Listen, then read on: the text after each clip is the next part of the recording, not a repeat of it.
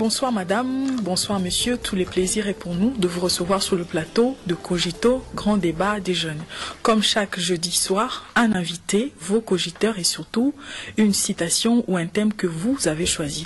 Ce soir, encore et encore, nous restons au Congo où notre président de la République, je cite, nous dit « Vous l'avez compris, c'est donc à un nouveau départ que je convie en ce jour le peuple congolais. » Bonsoir à vous et merci d'être venu. Nous avons l'insigne honneur de recevoir un politique de notre pays dont la carrière politique et ses œuvres vis-à-vis de la jeunesse nous impressionnent. Saluez avec moi le sénateur Léonard Chez Okitondo. Bonsoir, sénateur. Merci d'être venu à cette émission. Je disais donc cette citation tirée du discours de notre chef de l'État lors du congrès du 23 octobre dernier. Je disais, je peux répéter, vous l'avez compris, c'est donc à un nouveau départ que je convie en ce jour le peuple congolais. Alors, très cher cogiteur, comment avez-vous reçu cet appel du chef de l'État? Oui, Francis. Et je me dis, c'est encore une fois de plus au président de la République de manifester son intérêt et aussi sa volonté de s'unir à d'autres acteurs politiques pour le bien-être du pays. Quant à mon appréhension sur les discours du président de la République, moi je suis allé jusqu'à m'interroger sur les concepts nouveau départ. Est-ce il a constaté certainement un statu quo, des pesanteurs ou des léthargies sur la marche de l'État pour prononcer encore pour une nouvelle fois un tel discours. Et cela m'a poussé à aller sous des concepts. Il va à un nouveau départ avec quel homme? Ou avec tout homme? Oui, on va en arriver. Oui, Aristote. Simon, j'aimerais que tu puisses t'exprimer. Oui. Comment l'as-tu reçu personnellement? Pour moi, c'était, je vais me lier un peu aux autres. Excusez-moi de le dire, c'est un peu un non-événement pour moi. Parce que quand on veut parler d'un nouveau départ, le mot nouveau s'oppose au mot ancien. Si on veut nous convier à un nouveau départ, la question que l'on se pose tout directement, c'est quel est cet ancien départ dans lequel nous étions, auquel on veut mettre fin pour qu'on puisse nous convier à un nouveau départ. Oui, moi, je pense en tant que communicologue, le débat n'est pas au niveau conceptuel. Déjà, quand vous voulez trouver les contenus du mot nouveau, en tout cas, jusque-là, je pense que ce n'est pas pertinent. Vous savez, il y a dans un discours 3 paramètres à examiner.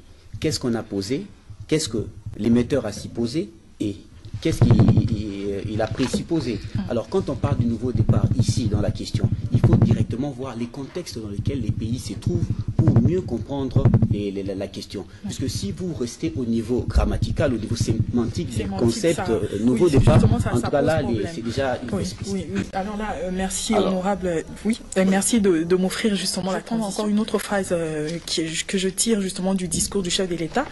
Il a dit, je cite, « Pour changer le Congo, nous devons d'abord nous-mêmes changer dans notre manière de vivre ensemble, de faire la politique, de gérer l'État et la communauté nationale. » Alors ce qui est impressionnant ici, c'est que le chef de l'État utilise la première personne du pluriel. Alors là, il dit « nous ». Nous, ce qui veut dire, et lui-même à l'intérieur. N'est-ce pas là une attitude très responsable de la part de notre président? Oui. Et moi je crois que, parce que lorsqu'il fait allusion au nouveau départ, le pays est dans un contexte très bien précis. Il s'est réuni devant le Congrès, il y a eu des concertations nationales et tout.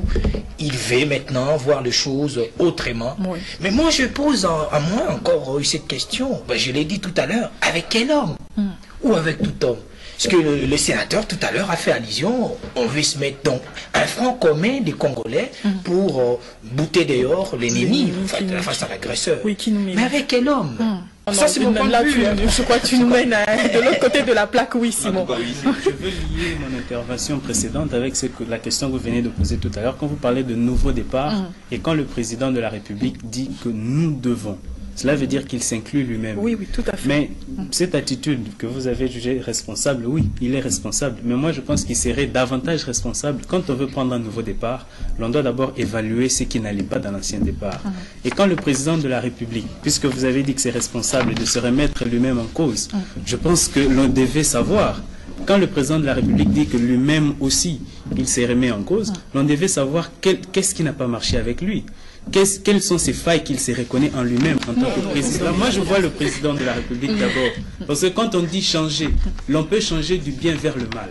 C'est aussi un changement. Mais Simon, c'est quoi cette attitude-là qu'on a tout le temps de refouler la faute vers le président de la République? Pourquoi pas nous aussi? Quand il fait appel à nous, le peuple congolais, c'est que nous aussi, d'une part, on a quand même pas bien agi. Le peuple aussi a une part. Oui. Parce que déjà, la protection de l'État congolais, de l'intégrité de l'État congolais, par-dessus tout, revient d'abord au peuple congolais. Mais en vertu de l'article 64 de la Constitution.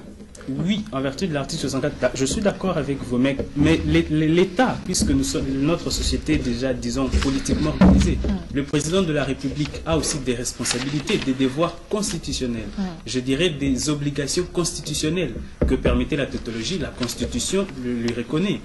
Et quand le président de la République dit que nous devons changer, qu'est-ce qu'il ne faisait pas bien qu'il veut faire maintenant? Ou qu'est-ce qu'il faisait qui n'était pas bien qu'il ne veut plus faire maintenant? Je viens de me rendre compte tout de suite là qu'il y a des gens qui n'ont pas suivi avec beaucoup d'intérêt justement ce discours. Le président de la République a inventorié plusieurs malaises. Quand vous lisez dans le contenu, je cite, il a quelque part dit, n'est-ce pas, de faire la priorité, la lutte contre la corruption, le détournement des biens publics. Il a encore cité les difficultés d'accès au crédit. Donc je viens de me rendre compte là, vous savez, avant d'accéder au changement, il y a d'abord une démarche au niveau de la conceptualisation. Vous devez planifier d'abord, avant même de planifier, vous devez inventorier des problèmes, c'est ce que le président de la République a fait, et puis étudier la manière dont vous devez subvenir à vos problèmes pour mettre fin à tout ce qu'il y a. Donc je pense que c'est... Oui, en tout cas, puisque le sénateur était présent lors du discours, est-ce que vous pensez qu'il... Il n'a pas encore dit quelque chose. Non, il va parler tout à l'heure. C'est pour ça qu'il faut peut-être qu'on se mette d'abord d'accord sur l'origine du discours du chef de l'État. C'est à partir de ce moment-là qu'on va comprendre. Parce qu'il y a la question du nouveau départ, on n'a pas encore répondu à la question du nouveau départ. C'est pour ça que je voulais vous expliquer. Le président a constaté qu'il y avait des fissures dans ce qui aurait dû être constitué comme l'union sacrée face à l'agression, et puis il y a eu des fissures au sein de la nation. Alors, on demandait, il y a eu un malaise qui sévissait dans ce pays, et le président a voulu identifier la cause de ce malaise, qui fait que, face à un péril extérieur, les Congolais ne soient pas unis. C'est pour ça qu'il a dit qu'il va créer un cadre de concertation pour permettre aux Congolais de se parler, d'identifier la cause de ces malaises et qu'on trouve un remède. D'où les consultations nationales. Il ne faut pas oublier, ce discours n'a pas été prononcé au hasard. Justement. Bon, alors, les consultations nationales ont eu lieu. Les consultations avaient quel but? Renforcer, consolider la cohésion nationale. Et pour passer à la consolidation et au renforcement de la cohésion nationale, il fallait identifier les causes du malaise. Alors, le cause du malaise, c'est quoi? Vous l'avez remarqué, les concertations nationales ont eu lieu sur la base des 5 thématiques qui renferment l'ensemble de problèmes du pays. Et on a passé au peigne fin de la situation générale du pays. C'est vraiment un état des lieux sans complétence. Et il y a eu des conclusions à ces consultations nationales qui ont été assorties des recommandations. L'ordonnance créant les concertations nationales a voulu que lorsque les concertateurs, pour utiliser le terme approprié, auront conclu, ils vont remettre le résultat de leur cogitation, parce qu'il y en a un cogito, au président de la République qui a initié les concertations, pour que celui-ci en tire les conséquences. Voilà le discours. Voilà le discours. Vous comprenez? Oui, attention, c'est très important de le rappeler, c'est ça le discours. Donc, au fait, le chef de l'État, ce n'est pas le nouveau départ, il doit tenir compte des recommandations qui lui ont été faites. Et il voudrait que ces recommandations, d'ailleurs qu'il a félicité, qui étaient pertinentes, que ces recommandations soient matérialisées. Alors, d'où justement ce discours et le fait qu'il ait produit un nouveau débat. Oui, moi aussi j'ai vraiment bien... Oui, Tracy, Aristote, attends. J'aimerais bien réagir. Il y a Christelle tantôt qui évoquait l'inquiétude selon laquelle pourquoi est-ce qu'on s'acharnerait seulement au président de la République alors qu'il y a une part de la responsabilité du peuple. Moi, je pense qu'en vertu de l'article 69, on nous dit le président de la République est le chef de l'État, la Constitution bien entendu. Il représente la nation et il est le symbole de l'unité nationale. Je pense que lorsqu'on est président, c'est vrai qu'il y a des fois, même les actions que l'on n'a pas fait, on endosse quand même parce qu'on est président de la République. Revenons au discours du président de la République. Moi, j'ai une crainte et j'aimerais m'exprimer là-dessus. Le président de la République dit, dans le cadre de ma politique d'ouverture, prônée depuis mon investiture, un gouvernement de cohésion nationale. En parlant de nous, on parle d'un gouvernement de cohésion nationale. En parlant de gouvernement de cohésion nationale, j'ai une crainte. Est-ce qu'on ne risque pas de retomber sur l'ancienne formule de 1 plus 4, Alors, je me pose la question de savoir qu'est-ce qui finalement est nouveau. Parce que nous avons tous entendu le discours du chef de l'État. Quand le chef de l'État s'engage, par exemple, à restaurer l'autorité de l'État à travers tous les territoires nationaux, je me demande, est-ce que c'est nouveau? Quand le président de la République s'engage par notamment tout ça, je me demande finalement, qu'est-ce qui est nouveau dans cela? Si vous avez lu les recommandations. Alors, si vous les avez lues, bien alors vous avez trouvé la réponse à votre question. Et quoi, ça a été sans complaisance, franchement. Il n'y a aucun aspect de la vie de la cité qui n'ait été abordé dans ces consultations nationales. Et quand vous lisez les recommandations, c'est vraiment un diagnostic sans complaisance. Un état des lieux vraiment extraordinaire. C'est un exemple, en tout cas, de démocratie participative qui est quand même assez inédite. Donc, il faut quand même féliciter ce côté-là. Donc, la question de légitimité, je crois que souvent, chaque fois qu'on aborde cette question de légitimité, on revient toujours aux questions des élections.